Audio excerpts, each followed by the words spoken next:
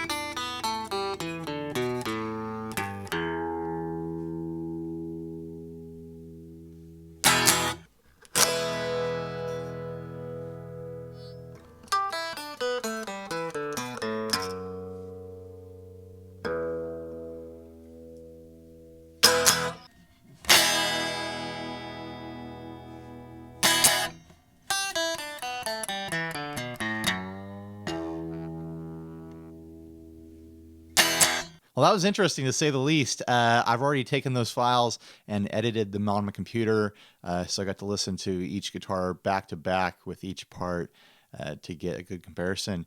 And honestly, it just confirmed what I was hearing in room, what I was feeling while playing the guitars.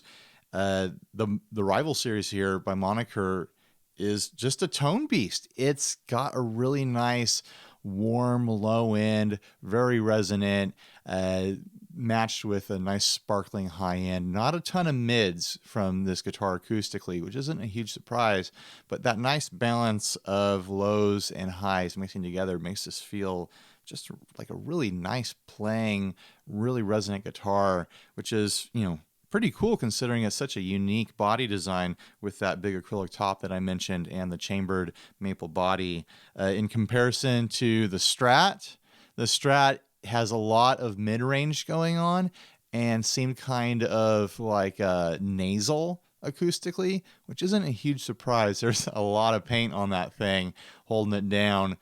People can argue whether or not that makes a difference, but you know, it is what it is. And honestly, that's a made in Mexico Strat. It's a cheaper piece of wood, I'm sure.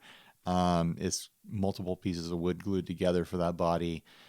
You can also argue about that, whether it matters or not. It might honestly just be the build style and the bridge and the springs holding the bridge down that make it so different. Who knows? It could be the neck. It could be a lot of things. That's all up for debate. And then compared to the SG is just really bright. Not a lot of low end, not a lot of mid range from that, and it's a lot quieter unplugged. The rival, in my opinion, is a superior sounding guitar acoustically to both of those guitars, but it's all subjective. It all comes down to what you need and what you like when you're playing. Like I said in an earlier video, I'm a big believer that there's no such thing as bad tone. There's just appropriate and inappropriate tone. But I gotta say, this thing's just a joy to play. Despite having a great big acrylic top, it's super resonant and very pleasant acoustically. It's the sort of guitar you could sit down on your couch late at night, watching Netflix, and just strumming along quietly without waking the baby and get a really nice kind of acoustic sound at a quiet volume with this thing. And it also just shows, you know, the concept works. The build concept of this thing works. So I'm impressed. I think it sounds good. Leave me comments, likes, dislikes. Tell me nasty things. Tell me nice things. I don't care. I just like to have all that activity on the YouTube channel. All right. Thanks for watching, everybody. Bye.